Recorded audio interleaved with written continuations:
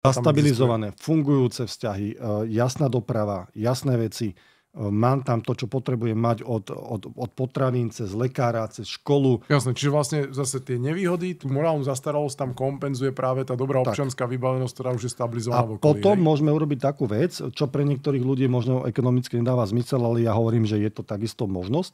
Dobre, ten byt v tom panelovom dome si dovolím tvrdiť, že na každej adrese na celom Slovensku je lacnejší. Áno. Je lacnejší. Ale nie až tak, aby vykompenzoval... No. A to je tá otázka, že koľko peňazí chcem naliať do tej kvázi rekonštrukcie. Pretože ak si chcem kúpiť starú nehnuteľnosť, alebo respektíve staršiu nehnuteľnosť, dostávame sa do situácie, že môžem si ten byt v tom paneláku upraviť na svoj vkus, nie možno na 100%, ale dajme tomu na 85%. A ešte stále si poviem, že OK, toto bol good bargain. Veľa ľudí hovorí, že tí komunisti nám postavili tie sídliska a paneláky a vlastne... Komunisti nám nepostavili nič, komunisti nám zničili životy a zničili nám budúcnosť mnohým ľuďom.